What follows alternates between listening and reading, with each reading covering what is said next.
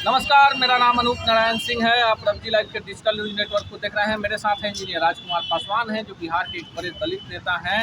हाजीपुर सुरक्षित लोकसभा क्षेत्र से रामविलास पासवान और उनके भाई पशुपति पारस के खिलाफ लोकसभा का चुनाव लड़ चुके हैं। साथ ही साथ आपको बता दें, इंजीनियर राजकुमार पासवान जो हैं जेएनयू से पास आउट हैं और बिहार में पासवान जाति, दुसाध जाति, जिसकी जनसंख्या सबसे ज़्यादा है पिछड़े वर्ग में, उसका प्रतिनिधित्व करते हैं। बात करेंगे बिहार के मौजूदा राजनीति पर। क्या लगता है राजकुमार? देखिए, बिहार की जो मौजूदा राजनीति हालात है, उस संदर्भ में मैं इतना ही कहना चाहूँगा कि कोई भी पार्टी है जो बिहार के 13 करोड़ आवाम की चिंता नहीं कर रही है। सब लोग अपने कुर्सी का चिंता कर रहे हैं। 2020 का मैच कर रहे हैं। 10 साल तू रहा, 10 साल हम, 15 साल आप रहिए, 15 साल हम। ये हालात बन चुका है।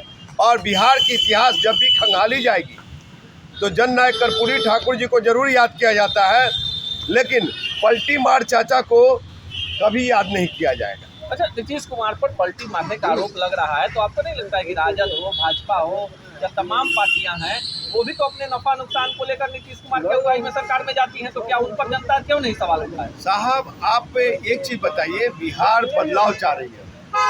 ये भाजपा, कांग्रेस, आरजेडी और जेडीयू से निजात चाह रही है। बिहार की 13 करोड़ आवाम उब चुके हैं इन लोगों की 2020 से। और ये लोग विकास कहाँ कर रहे हैं? बंद पड़े उद्योग धंधा है, काहे नहीं आज 20 साल में और 15 साल में, यानी 35 साल हो गए, काहे नहीं चालू कराया गया? आज युवा नौजवान बेरोजगार। तेजस्वी यादव ने तो 2.5 लाख नौकरी दे दी, बड़ा बड़ा विज्ञापन छपा अखबारों में। साहब, तेजस्वी यादव ने नौकरी दे दिया, क्या एक शिक्षक की बहाली ही है? चतुर्थवर्गीय कर्मचारी हैं, 4th क्लास का स्टाफ को आप अपॉइंट नहीं करते हैं।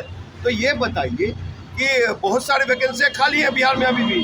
तो ये नीतीश सरकार हो चाहे भाजपा की सरकार, खाली रोड जहाँ कमाने का मौका मिले, 35 से 40% कमीशन आने का साधन प्रसाधन हो।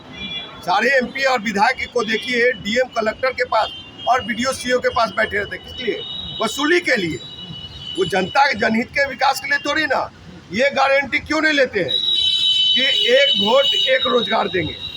ये बात करें एक वोट एक रोजगार की, वो नहीं। राजकुमार पासवान जी, जात की गणना हो गई है तो राजद अब तो दावा कर रही है कि हमने करवाया, तो तेजस्वी यादव को उसी समय डिप्टी सीएम के पोस्ट से हटकर एक मुसलमान को बना देना चाहिए। बिहार में जनसंख्या बढ़ गई है, वो ऐसा समीकरण पर बात करते हैं। सत्ता चली गई तो याद आ गया। सुनिए, जातीय जनगणना एक दिखावा है, छलावा है। और जो जातीय जनगणना हुई उसके अनुसार ये लोग कुर्सी छोड़ने को तैयार नहीं। इस देश में तो मोदी लगा रहे, 3 स्टेट जीत गया, बिहार में सरकार बन गई, झारखंड में भ्रष्टाचारी जेल में गए, दिल्ली के मुख्यमंत्री की बारी है, जनता तो बड़ी खुश है, राम मंदिर बन गया। साहब, राम के नाम पे ही सब नहीं होगा। जो राम का नहीं हुआ वो देश के 140 करोड़ आवाम का। राम का तो हो गया, उसके कहा था बनवाएंगे, बनवा दिया। सर, बनवाएंगे। ये अधिकार, ये भगवान को भी न्याय और वो मंदिर बनने का अधिकार कहाँ से प्राप्त हुआ? लड़ाई तो भाजपा ने लड़ी ना। भारत की संविधान से। अगर भगवान राम में अगर ताकत होता तो जमीन के नीचे से स्वनिर्मित मंदिर निकलता, वहाँ पे स्थापित हो जाते। लेकिन उसके लिए लड़ाई लड़ी गई और मंदिर बनवाए गए। कौन लोग थे लड़ाई लड़ने वाले? कौन लोग थे? अब ये इस लॉजिक को मत छेड़िए। अब मंदिर में ताला खुलवाने वाले कौन थे? पूजन शुरू करवाने वाले कौन थे? रथ लेके यात्रा करने वाले कौन थे? उस इतिहास के समझ जाइए। लेकिन ये भी जो सरकार, जो राम वाली सरकार है, वो भी 2 करोड़ रोजगार 14 में वादा किया, नहीं दिया जुमला। 19 में भी जो वादा किए उस पर खड़ा उतरने का काम नहीं किए। और अभी जो बिहार के युवा नौजवान सभी जगह आंदोलन कर रहे हैं। रेलवे को आपको पता है ना कि रेलवे पे रेलवे प्लेटफॉर्म पे 144 का धारा ये किया गया, की गई।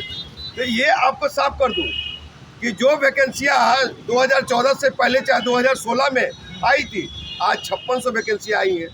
तो वो वैकेंसी कहाँ जा रहे हैं? अंबानी अडानी के घर में, तो कहाँ जा रही है? सवाल। देश की जनता तो चाहती है, केंद्र में विपक्ष बिखरा हुआ है, जब तक कोई दूसरा नेतृत्व करता नहीं मिलेगा, देश की जनता जाए तो जाएगा। अरे साहब, आप वोट मांगने पटना के गांधी मैदान में आ सकते हैं, बिहार के हर एक जिले में जा सकते हैं भाइयों बहनों। और आप नौकरी बांटने के लिए पटना के गांधी मैदान में नहीं आ सकते क्या? आप आइए पटना के गांधी मैदान में। मोदी साहब, मोदी का विकल्प किसको मानते हैं? देखिए मोदी का विकल्प ही सबसे एक ही चेहरा है भारतीय जनता पार्टी में, और कोई चेहरा बताइए दलित चेहरा नहीं है जो देश में नेतृत्व करे। अरे सब बहुत सारे हैं।